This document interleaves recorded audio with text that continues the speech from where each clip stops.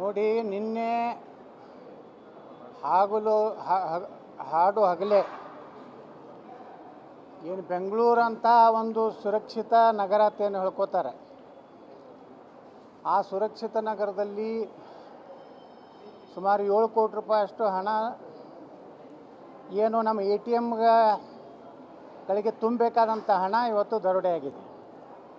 ಇದು ಒಂದೇ ಪ್ರಕರಣ ಅಲ್ಲ, ಕಳೆದ 3-4 ತಿಂಗಳಿಂದ ಬಿಜಾಪುರ ಜಿಲ್ಲೆಯಲ್ಲಿ 2 ಬ್ಯಾಂಕ್ಗಳು, ಮನಗುಳಿಯ ಒಂದು ಬ್ಯಾಂಕು ಮತ್ತು ಚಡ್ಚಾಣದಲ್ಲಿ ಬ್ಯಾಂಕು, ಕ್ವಿಂಟಲ್ಗಟ್ಟಲೆ ಬಂಗಾರ ಮತ್ತು ಕೋಟಿಗಟ್ಟಲೆ ಹಣ ದರೋಡೆಯಾಗಿದೆ. ಅಂದರೆ ಕರ್ನಾಟಕದಲ್ಲಿ ಕಾನೂನು ಸುವ್ಯವಸ್ಥೆ ಸಂಪೂರ್ಣವಾಗಿ ಹದಗೆಟ್ಟಿದೆ.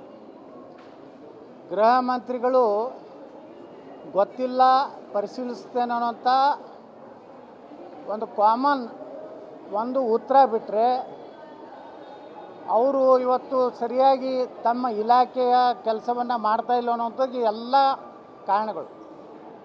ಅಲ್ಲಿ ನಿರಂತರವಾಗಿ ಅಧಿಕಾರಿಗಳ ಮೇಲೆ ಈ ವರ್ಗಾವಣೆ ಅನ್ನುವಂಥ ಒಂದು ಏನು ಶಾಸಕರ ಒಂದು ಪ್ರತಿ ವರ್ಷವೂ ವರ್ಗಾವಣೆ ಒಂದು ಉದ್ಯೋಗ ಮಾಡಿಕೊಂಡು ಯಾವ ಅರ್ಹ ಅಧಿಕಾರಿಗಳು, ಪ್ರಾಮಾಣಿಕ ಅಧಿಕಾರಿಗಳು, ಒಳ್ಳೆಯ ದಕ್ಷ ಅಧಿಕಾರಿಗಳಿಗೆ ಕೆಲಸ ಮಾಡುವಂಥ ಮನಸ್ಸು ಇಲ್ಲಾರಂಥ ಒಂದು ವ್ಯವಸ್ಥೆ ಈ ರಾಜ್ಯ ಸರ್ಕಾರದಲ್ಲಿ ಆಗಿದೆ. ಆದರೆ ಕಾಂಗ್ರೆಸ್ಸಿನ ಮುಖಂಡರೆಲ್ಲ ದೆಹಲಿ ಸೇರಿಬಿಟ್ಟಿದ್ದಾರೆ. ಮುಖ್ಯಮಂತ್ರಿ ಯಾರಾಗಬೇಕು? DK ಶಿವಕುಮಾರ್ ಆಗಬೇಕಾ ಅಥವಾ ಸಿದ್ದರಾಮಯ್ಯವ್ರು ಮುಂದುವರಿಬೇಕಾ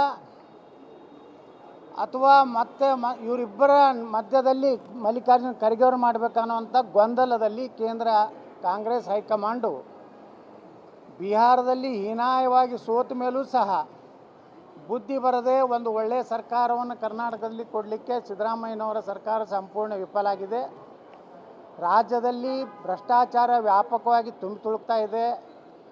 ಗುತ್ತಿಗೆದಾರರು ತಮ್ಮ ಆಸ್ತಿಗಳನ್ನು ಮಾರಿ ತಮ್ಮ ಖಾಸಗಿ ಸಾಲಗಳನ್ನು ಮುಟ್ಟಿಸುವಂಥ ಜೊತೆಗೆ ಆತ್ಮಹತ್ಯೆ ನಡೆಯುವಂಥ ಪರಿಸ್ಥಿತಿ ನಿರ್ಮಾಣ ಆಗಿದೆ. ಬೆಂಗಳೂರು ಮಹಾನಗರದಲ್ಲಿ ಸ್ಕ್ವೇರ್ ಫೀಟ್ ಮೇಲೆ ಕ್ಯಾಲ್ಕುಲೇಟ್ರ್ ಇಟ್ಕೊಂಡು ಮಂತ್ರಿಗಳು ಇಷ್ಟು ಸ್ಕ್ವೇರ್ ಫೀಟ್ ಇದೆ, ಇಷ್ಟು 75 ರೂಪಾಯಿದಂಗೆ ಲೆಕ್ಕ ಹಾಕಿ ತಗುವಂಥ ಪರಿಸ್ಥಿತಿ ಬೆಂಗಳೂರು ಮಹಾನಗರದಲ್ಲಿದೆ. ಮತ್ತು ಎಲ್ಲ ಕಾಂಗ್ರೆಸ್ಸಿನ ಶಾಸಕರು ವರ್ಗಾವಣೆ ಅನ್ನೋದು ಬಿಟ್ಟರೆ ಅಭಿವೃದ್ಧಿಯ ಹಣ ಅಂತೂ ಇಲ್ಲ. ಗ್ಯಾರಂಟಿಗಳು ಸಂಪೂರ್ಣವಾಗಿ ಇವತ್ತು ಸ್ಥಗಿತ ಆಗುವಂಥ ಪರಿಸ್ಥಿತಿ ನಿರ್ಮಾಣ ಆಗಿದೆ. ಈ ರೀತಿ ಕರ್ನಾಟಕದಲ್ಲಿ ಒಂದು ಅರಾಜಕತೆ ನಿರ್ಮಾಣ ಆಗಿದೆ. ಇದೇ ರೀತಿ ಇನ್ನು 6 ತಿಂಗಳು ಹೋದರೆ ಕರ್ನಾಟಕದಲ್ಲಿ ದೋಂಬಿಗಳು, ಗಲಾಟೆಗಳು ಪ್ರಾರಂಭ ಆಗ್ತವೆ. ಯಾಕಂದರೆ ಈಗ ನಿರುದ್ಯೋಗಿ ಯುವಕರು, ಧಾರವಾಡದಲ್ಲಿ ಸುಮಾರು 25,000 ಜನರ ನಿರುದ್ಯೋಗಿಗಳು ನಮಗೆ ಉದ್ಯೋಗ ಕೊಡಿ.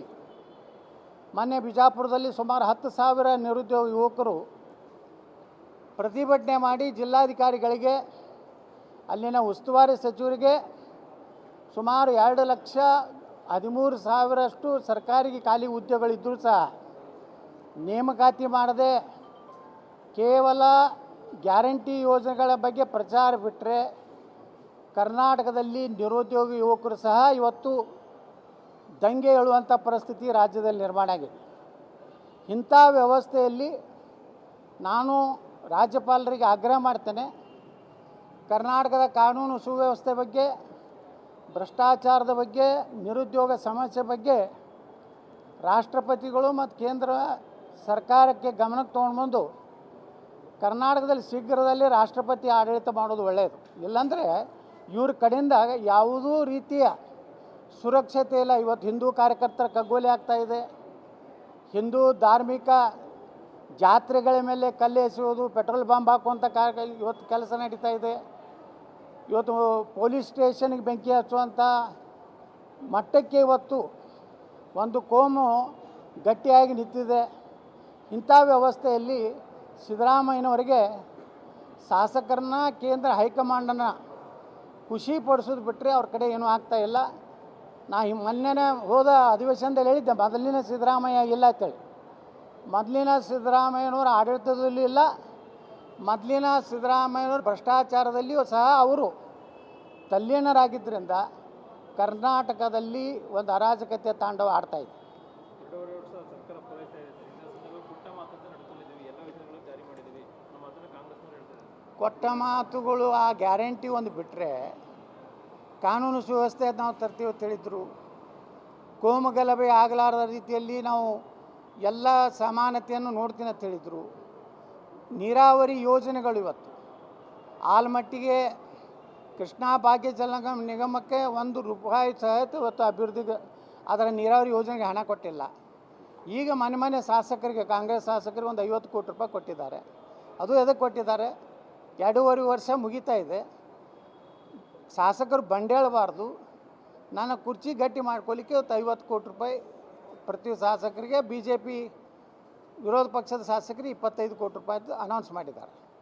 ಅದನ್ನು ಬಿಟ್ಟರೆ ಯಾವ ಉದ್ಯೋಗ ಸೃಷ್ಟಿ ಮಾಡುವಂಥ ನೀರಾವರಿ ಯೋಜನೆಗಳಾಗಲಿ ಕೈಗಾರಿಕೆಗಳಾಗಲಿ ಕರ್ನಾಟಕದಲ್ಲಿ ಇವತ್ತು ಬರ್ತಾ ಇಲ್ಲ. ಒಂದು ಸರ್ಕಾರ ಅಂದರೆ ಸಮಗ್ರವಾದ ಅಭಿವೃದ್ಧಿ ಆಗಬೇಕು, ಜನರಿಗೆ ಏನು ಕನಿಷ್ಠತಮ ಏನು ಸೌಲಭ್ಯ ಸಿಗಬೇಕೋ ಅದು ಸಿಗ್ತಾ ಇಲ್ಲ. ಎಲ್ಲ ನೇಮಕಾತಿಗಳು ಇವತ್ತು ಸ್ಥಗಿತ ಆಗಿವೆ. ಈ ರೀತಿ ಇದ್ದಾಗ 2.5 ವರ್ಷದ ಏನು ಸಾಧನೆ ಮಾಡ್ತಾರೆ? ಸಾಧನೆ ಶೂನ್ಯ. ಆದರೆ ಭ್ರಷ್ಟಾಚಾರ ವ್ಯಾಪಕ. ಈ ರೀತಿ ಒಂದು ಕರ್ನಾಟಕದ ಪರಿಸ್ಥಿತಿ ನಿರ್ಮಾಣ ಆಗಿದೆ. ನೋಡಿ, ನಿನ್ನೆ ಹಾಡು ಹಗಲೇ ಏನು ಬೆಂಗಳೂರು ಅಂತ ಒಂದು ಸುರಕ್ಷಿತ ನಗರ ಅಂತ ಏನು ಹೇಳ್ಕೋತಾರೆ, ಆ ಸುರಕ್ಷಿತ ನಗರದಲ್ಲಿ ಸುಮಾರು ₹7 ಕೋಟಿ ಅಷ್ಟು ಹಣ ಏನು ನಮ್ಮ ATMಗಳಿಗೆ ತುಂಬಬೇಕಾದಂಥ ಹಣ ಇವತ್ತು ದರೋಡೆಯಾಗಿದೆ. ಇದು ಒಂದೇ ಪ್ರಕರಣ ಅಲ್ಲ. ಕಳೆದ 3-4 ತಿಂಗಳಿಂದ ಬಿಜಾಪುರ ಜಿಲ್ಲೆಯಲ್ಲಿ 2 ಬ್ಯಾಂಕ್ಗಳು, ಮನಗುಳಿಯ ಒಂದು ಬ್ಯಾಂಕು ಮತ್ತು ಚಡ್ಚಾಣದಲ್ಲಿ ಬ್ಯಾಂಕು, ಕ್ವಿಂಟಲ್ಗಟ್ಟಲೆ ಬಂಗಾರ ಮತ್ತು ಕೋಟಿಗಟ್ಟಲೆ ಹಣ ದರೋಡೆಯಾಗಿದೆ. ಅಂದರೆ ಕರ್ನಾಟಕದಲ್ಲಿ ಕಾನೂನು ಸುವ್ಯವಸ್ಥೆ ಸಂಪೂರ್ಣವಾಗಿ ಹದಗೆಟ್ಟಿದೆ. ಗೃಹ ಮಂತ್ರಿಗಳು ಗೊತ್ತಿಲ್ಲ, ಪರಿಶೀಲಿಸ್ತೇನೆ ಅನ್ನೋಂಥ ಒಂದು ಕಾಮನ್ ಒಂದು ಉತ್ತರ ಬಿಟ್ಟರೆ ಅವರು ಇವತ್ತು ಸರಿಯಾಗಿ ತಮ್ಮ ಇಲಾಖೆಯ ಕೆಲಸವನ್ನು ಮಾಡ್ತಾಯಿಲ್ಲ ಅನ್ನೋಂಥದ್ದು ಎಲ್ಲ ಕಾರಣಗಳು. ಅಲ್ಲಿ ನಿರಂತರವಾಗಿ ಅಧಿಕಾರಿಗಳ ಮೇಲೆ ಈ ವರ್ಗಾವಣೆ ಅನ್ನುವಂಥ ಒಂದು ಏನು ಶಾಸಕರ ಒಂದು ಪ್ರತಿ ವರ್ಷವೂ ವರ್ಗಾವಣೆ ಒಂದು ಉದ್ಯೋಗ ಮಾಡಿಕೊಂಡು ಯಾವ ಅರ್ಹ ಅಧಿಕಾರಿಗಳು, ಪ್ರಾಮಾಣಿಕ ಅಧಿಕಾರಿಗಳು, ಒಳ್ಳೆಯ ದಕ್ಷ ಅಧಿಕಾರಿಗಳಿಗೆ ಕೆಲಸ ಮಾಡುವಂಥ ಮನಸ್ಸು ಇಲ್ಲಾರಂಥ ಒಂದು ವ್ಯವಸ್ಥೆ ಈ ರಾಜ್ಯ ಸರ್ಕಾರದಲ್ಲಿ ಆಗಿದೆ. ಆದರೆ ಕಾಂಗ್ರೆಸ್ಸಿನ ಮುಖಂಡರೆಲ್ಲ ದೆಹಲಿ ಸೇರಿಬಿಟ್ಟಿದ್ದಾರೆ. ಮುಖ್ಯಮಂತ್ರಿ ಯಾರಾಗಬೇಕು? DK ಶಿವಕುಮಾರ್ ಆಗಬೇಕಾ ಅಥವಾ ಸಿದ್ದರಾಮಯ್ಯವ್ರು ಮುಂದುವರಿಬೇಕಾ ಅಥವಾ ಮತ್ತೆ ಇವರಿಬ್ಬರ ಮಧ್ಯದಲ್ಲಿ ಮಲ್ಲಿಕಾರ್ಜುನ ಖರ್ಗೆ ಅವರು ಮಾಡಬೇಕನ್ನುವಂಥ ಗೊಂದಲದಲ್ಲಿ ಕೇಂದ್ರ ಕಾಂಗ್ರೆಸ್ ಹೈಕಮಾಂಡು ಬಿಹಾರದಲ್ಲಿ ಹೀನಾಯವಾಗಿ ಸೋತ ಮೇಲೂ ಸಹ ಬುದ್ಧಿ ಬರದೆ ಒಂದು ಒಳ್ಳೆಯ ಸರ್ಕಾರವನ್ನು ಕರ್ನಾಟಕದಲ್ಲಿ ಕೊಡಲಿಕ್ಕೆ ಸಿದ್ದರಾಮಯ್ಯನವರ ಸರ್ಕಾರ ಸಂಪೂರ್ಣ ವಿಫಲ ಆಗಿದೆ. ರಾಜ್ಯದಲ್ಲಿ ಭ್ರಷ್ಟಾಚಾರ ವ್ಯಾಪಕವಾಗಿ ತುಂಬಿ ತುಳುಕ್ತಾ ಇದೆ. ಗುತ್ತಿಗೆದಾರರು ತಮ್ಮ ಆಸ್ತಿಗಳನ್ನು ಮಾರಿ ತಮ್ಮ ಖಾಸಗಿ ಸಾಲಗಳನ್ನು ಮುಟ್ಟಿಸುವಂಥ ಜೊತೆಗೆ ಆತ್ಮಹತ್ಯೆ ನಡೆಯುವಂಥ ಪರಿಸ್ಥಿತಿ ನಿರ್ಮಾಣ ಆಗಿದೆ. ಬೆಂಗಳೂರು ಮಹಾನಗರದಲ್ಲಿ ಸ್ಕ್ವೇರ್ ಫೀಟ್ ಮೇಲೆ ಕ್ಯಾಲ್ಕುಲೇಟ್ರ್ ಇಟ್ಕೊಂಡು ಮಂತ್ರಿಗಳು ಇಷ್ಟು ಸ್ಕ್ವೇರ್ ಫೀಟ್ ಇದೆ, ಇಷ್ಟು ₹75 ಲೆಕ್ಕ ಹಾಕಿ ತಗುವಂಥ ಪರಿಸ್ಥಿತಿ ಬೆಂಗಳೂರು ಮಹಾನಗರದಲ್ಲಿದೆ. ಮತ್ತು ಎಲ್ಲ ಕಾಂಗ್ರೆಸ್ಸಿನ ಶಾಸಕರು ವರ್ಗಾವಣೆ ಅನ್ನೋದು ಬಿಟ್ಟರೆ ಅಭಿವೃದ್ಧಿಯ ಹಣ ಅಂತೂ ಇಲ್ಲ. ಗ್ಯಾರಂಟಿಗಳು ಸಂಪೂರ್ಣವಾಗಿ ಇವತ್ತು ಸ್ಥಗಿತ ಆಗುವಂಥ ಪರಿಸ್ಥಿತಿ ನಿರ್ಮಾಣ ಆಗಿದೆ. ಈ ರೀತಿ ಕರ್ನಾಟಕದಲ್ಲಿ ಒಂದು ಅರಾಜಕತೆ ನಿರ್ಮಾಣ ಆಗಿದೆ. ಇದೇ ರೀತಿ ಇನ್ನು 6 ತಿಂಗಳು ಹೋದರೆ ಕರ್ನಾಟಕದಲ್ಲಿ ದೋಂಬಿಗಳು, ಗಲಾಟೆಗಳು ಪ್ರಾರಂಭ ಆಗ್ತವೆ. ಯಾಕಂದರೆ ಈಗ ನಿರುದ್ಯೋಗಿ ಯುವಕರು ಧಾರವಾಡದಲ್ಲಿ ಸುಮಾರು 25,000 ಜನರ ನಿರುದ್ಯೋಗಿಗಳು ನಮಗೆ ಉದ್ಯೋಗ ಕೊಡಿ. ಮೊನ್ನೆ ಬಿಜಾಪುರದಲ್ಲಿ ಸುಮಾರು 10,000 ನಿರುದ್ಯೋಗ ಯುವಕರು ಪ್ರತಿಭಟನೆ ಮಾಡಿ ಜಿಲ್ಲಾಧಿಕಾರಿಗಳಿಗೆ, ಅಲ್ಲಿನ ಉಸ್ತುವಾರಿ ಸಚಿವರಿಗೆ ಸುಮಾರು 2,13,000 ಸರ್ಕಾರಿ ಖಾಲಿ ಉದ್ಯೋಗಗಳಿದ್ದರೂ ಸಹ ನೇಮಕಾತಿ ಮಾಡದೆ ಕೇವಲ ಗ್ಯಾರಂಟಿ ಯೋಜನೆಗಳ ಬಗ್ಗೆ ಪ್ರಚಾರ ಬಿಟ್ಟರೆ ಕರ್ನಾಟಕದಲ್ಲಿ ನಿರುದ್ಯೋಗಿ ಯುವಕರು ಸಹ ಇವತ್ತು ದಂಗೆ ಏಳುವಂಥ ಪರಿಸ್ಥಿತಿ ರಾಜ್ಯದಲ್ಲಿ ನಿರ್ಮಾಣ ಆಗಿದೆ.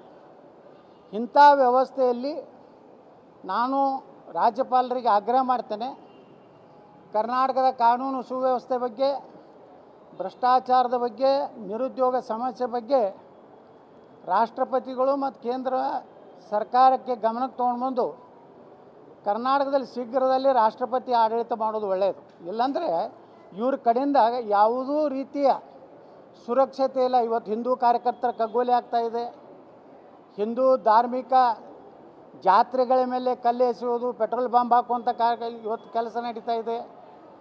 ಇವತ್ತು ಪೊಲೀಸ್ ಸ್ಟೇಷನ್ಗೆ ಬೆಂಕಿ ಹಚ್ಚುವಂಥ ಮಟ್ಟಕ್ಕೆ ಇವತ್ತು ಒಂದು ಕೋಮು ಗಟ್ಟಿಯಾಗಿ ನಿಂತಿದೆ. ಇಂಥ ವ್ಯವಸ್ಥೆಯಲ್ಲಿ ಸಿದ್ದರಾಮಯ್ಯನವರಿಗೆ ಶಾಸಕರನ್ನ ಕೇಂದ್ರ ಹೈಕಮಾಂಡನ್ನು ಖುಷಿ ಪಡಿಸೋದು ಬಿಟ್ಟರೆ ಅವ್ರ ಕಡೆ ಏನೂ ಆಗ್ತಾಯಿಲ್ಲ. ನಾ ಮೊನ್ನೆ ಹೋದ ಅಧಿವೇಶನದಲ್ಲಿ ಹೇಳಿದ್ದೆ, ಮೊದಲಿನ ಸಿದ್ದರಾಮಯ್ಯ ಇಲ್ಲ ಅಂತೇಳಿ. ಮೊದಲಿನ ಸಿದ್ದರಾಮಯ್ಯನವರ ಆಡಳಿತದಲ್ಲೂ ಇಲ್ಲ, ಮೊದಲಿನ ಸಿದ್ದರಾಮಯ್ಯನವ್ರ ಭ್ರಷ್ಟಾಚಾರದಲ್ಲಿಯೂ ಸಹ ಅವರು ತಲ್ಲೀನರಾಗಿದ್ದರಿಂದ ಕರ್ನಾಟಕದಲ್ಲಿ ಒಂದು ಅರಾಜಕತೆ ತಾಂಡವ ಆಡ್ತಾಯಿದೆ. 2.5 ವರ್ಷ ಸರ್ಕಾರ ಪೂರೈಸ್ತಾ ಇದೆ ಸರ್. ಇಂಥ ಸಂದರ್ಭ ಪುಟ್ಟ ಮಾತಂತ ನಡೆದುಕೊಂಡಿದ್ದೀವಿ, ಎಲ್ಲ ಯೋಜನೆಗಳು ಜಾರಿ ಮಾಡಿದ್ದೀವಿ ನಮ್ಮ ಮಾತನ್ನು ಕಾಂಗ್ರೆಸ್ನವರು ಹೇಳ್ತಾರೆ. ಕೊಟ್ಟ ಮಾತುಗಳು ಆ ಗ್ಯಾರಂಟಿ ಒಂದು ಬಿಟ್ಟರೆ ಕಾನೂನು ಸುವ್ಯವಸ್ಥೆ ನಾವು ತರ್ತೀವಿ ಅಂತ ಹೇಳಿದರು. ಕೋಮುಗಲಭೆ ಆಗಲಾರದ ರೀತಿಯಲ್ಲಿ ನಾವು ಎಲ್ಲ ಸಮಾನತೆಯನ್ನು ನೋಡ್ತೀನಿ ಅಂತ ಹೇಳಿದರು. ನೀರಾವರಿ ಯೋಜನೆಗಳು ಇವತ್ತು ಆಲ್ಮಟ್ಟಿಗೆ ಕೃಷ್ಣಾ ಭಾಗ್ಯ ಜಲ ನಿಗಮಕ್ಕೆ ₹1 ಸಹಿತ ಇವತ್ತು ಅಭಿವೃದ್ಧಿಗೆ ಅದರ ನೀರಾವರಿ ಯೋಜನೆಗೆ ಹಣ ಕೊಟ್ಟಿಲ್ಲ. ಈಗ ಮನೆ ಶಾಸಕರಿಗೆ, ಕಾಂಗ್ರೆಸ್ ಶಾಸಕರಿಗೆ ಒಂದು ₹50 ಕೋಟಿ ಕೊಟ್ಟಿದ್ದಾರೆ. ಅದು ಎದಕ್ಕೆ ಕೊಟ್ಟಿದ್ದಾರೆ? 2.5 ವರ್ಷ ಮುಗಿತಾ ಇದೆ. ಶಾಸಕರು ಬಂಡೇಳಬಾರ್ದು, ನನ್ನ ಕುರ್ಚಿ ಗಟ್ಟಿ ಮಾಡ್ಕೊಳ್ಳಿಕ್ಕೆ ಇವತ್ತು ₹50 ಕೋಟಿ ಪ್ರತಿ ಶಾಸಕರಿಗೆ, BJP ವಿರೋಧ ಪಕ್ಷದ ಶಾಸಕರಿಗೆ ₹25 ಕೋಟಿ ಅನೌನ್ಸ್ ಮಾಡಿದ್ದಾರೆ. ಅದನ್ನು ಬಿಟ್ಟರೆ ಯಾವ ಉದ್ಯೋಗ ಸೃಷ್ಟಿ ಮಾಡುವಂಥ ನೀರಾವರಿ ಯೋಜನೆಗಳಾಗಲಿ, ಕೈಗಾರಿಕೆಗಳಾಗಲಿ ಕರ್ನಾಟಕದಲ್ಲಿ ಇವತ್ತು ಬರ್ತಾ ಇಲ್ಲ. ಒಂದು ಸರ್ಕಾರ ಅಂದರೆ ಸಮಗ್ರವಾದ ಅಭಿವೃದ್ಧಿ ಆಗಬೇಕು, ಜನರಿಗೆ ಏನು ಕನಿಷ್ಠತಮ ಏನು ಸೌಲಭ್ಯ ಸಿಗಬೇಕೋ ಅದು ಸಿಗ್ತಾ ಇಲ್ಲ. ಎಲ್ಲ ನೇಮಕಾತಿಗಳು ಇವತ್ತು ಸ್ಥಗಿತ ಆಗಿವೆ. ಈ ರೀತಿ ಇದ್ದಾಗ 2.5 ವರ್ಷದ ಏನು ಸಾಧನೆ ಮಾಡ್ತಾರೆ? ಸಾಧನೆ ಶೂನ್ಯ. ಆದರೆ ಭ್ರಷ್ಟಾಚಾರ ವ್ಯಾಪಕ. ಈ ರೀತಿ ಒಂದು ಕರ್ನಾಟಕದ ಪರಿಸ್ಥಿತಿ ನಿರ್ಮಾಣ ಆಗಿದೆ.